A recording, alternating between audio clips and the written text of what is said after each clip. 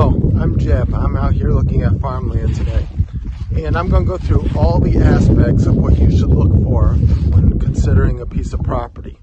A lot of it you might not think about. You might come out there and you might say, oh, I can make this work, or this property is so scenic, it's just what I want, the price is right, the size is right. But there's other things you should consider. Sometimes smaller is better. Topography is very important. Water source. What's the building codes for the area? Is a township or county very stringent, or are they somewhat lax? Another thing a lot of people don't think about is neighbors. Who are the neighbors of the property? I have had farms in 3 different states, and sometimes the neighbors are great, and other times they shoot your cows. So you got to really look at many things, not only within the border of the property, but outside the border as well. So the parcel I'm looking at today has a good mixture of open land versus it's got some cut over, which is a forest area that was cut down recently. Some trees are still standing. So with this combination, there's some flexibility in the utility of it. I can either use the cropland as pasture, or I can use the cutover land as possibly pasture, or a combination of each. So this has some good possibilities. Oftentimes you see a lot of parcels that you want to raise cattle or something, so you need more acreage open, but it doesn't have enough. It's got a majority of wooded. Sometimes you can sell that timber and open up more pasture, but it's somewhat expensive and labor intensive to do that, unless you have your own bulldozer and there's stump eaters and stuff like that, brush grinders.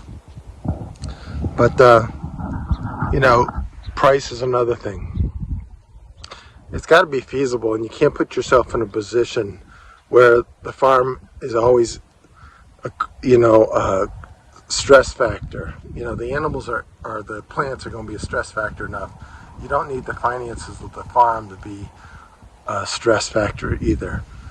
Also, you need to look at something where you get the most utility out of the property that you're going to buy. So sometimes I see a 30-acre parcel and I only see 5 acres that's good utility out of it. For instance, if it's only like 6 or 7 acres of pasture, and then the rest is rolling or steep incline topography or wooded or swamp, wetlands, so you can't use it all. You want something where you can get the most bang for your buck. You want to be able to, it's the utility of the land. It's not just the size of the land. And the price comes into a strong consideration. Obviously, typically the further you get from a major metropolitan area, the less the expensive the land. But then all of a sudden, what are you marketing? You're going to have less people to market. When I was growing up, there's all the saying, money doesn't grow on trees. And what that meant at the time was that, you can grow a tree and the leaves aren't money, so there's not a plentiful amount of money. But what it really means is, when you say money doesn't grow on trees, when you're in an area where there's no people and just a lot of trees, you need to get money. So you need to find an income source or a buying market that's within your vicinity of your property. So here we have cutover behind me, and this is, they left some trees, but there's a bunch of stumps and, limbs all still in here. So this is property you could work with to make it pasture. It would be, time consuming and somewhat expensive if you wanted to do it in a hurry. You also could put, pigs out here and get your own bulldozer and push things around and plant, and over the years the stuff's going to rot away, or you run it over and grind it up, or you can just go in here and grind it up right away with the machine. But that's a consideration. It's got a possibility, or you could replant it to trees, whatever you want. But the next door neighbor, you see, has nice green pasture right abutting this. So that I see some rocks in the ground in here, but that this property, the soil type doesn't change with that fence line.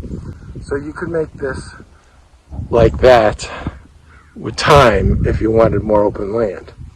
But there's trade-offs. There's going to be no perfect property unless you have basically an open, unlimited checkbook.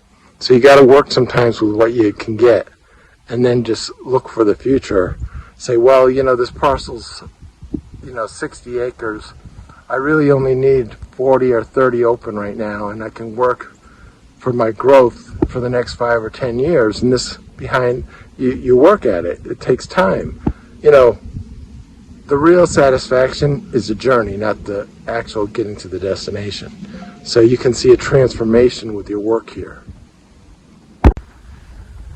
Now, ponds and streams and creeks can be a beneficial thing or a drawback.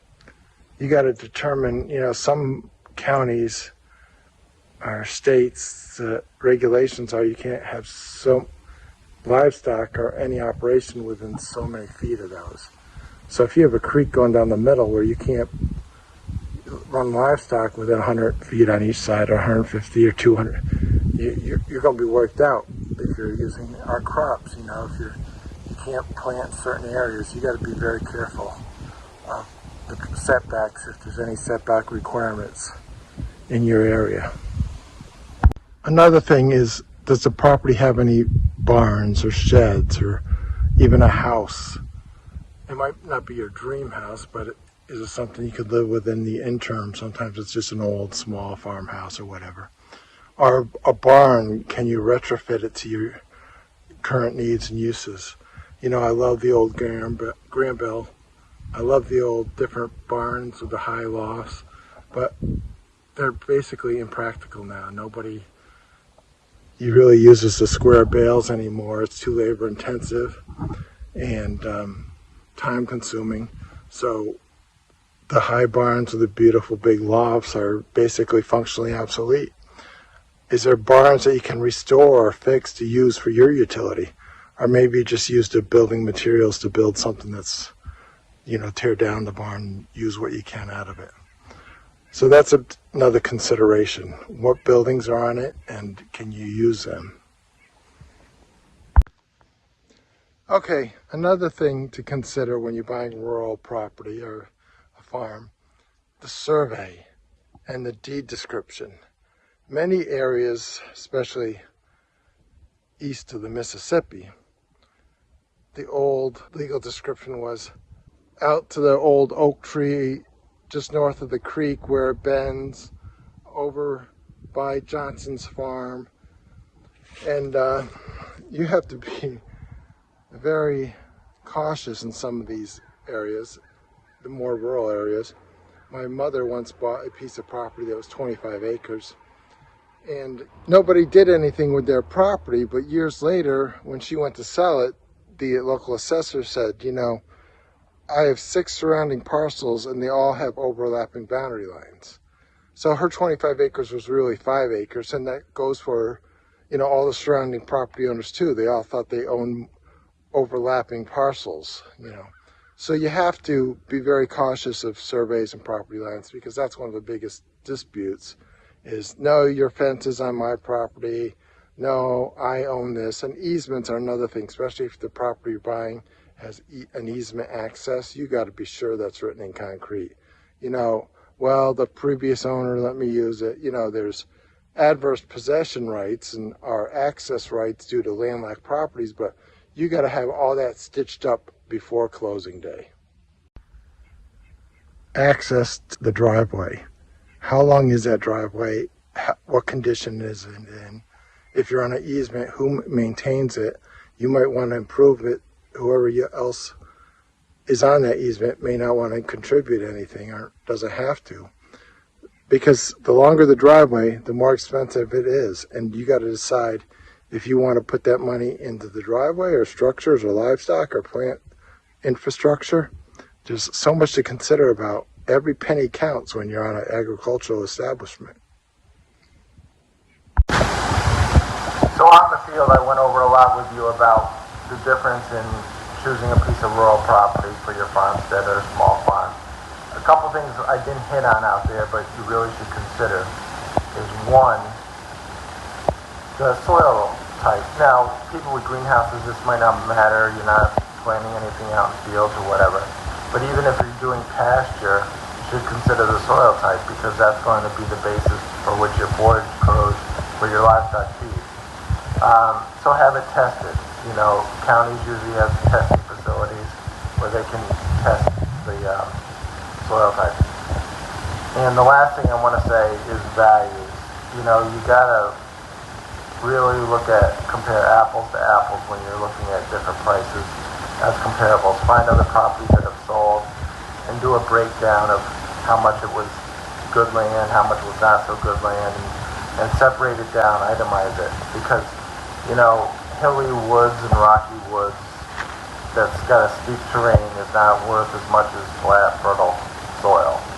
So do break the acreage down into separate categories and compare them one by one. It's called paired sales analysis. Thank you and good luck in your ventures out in the country.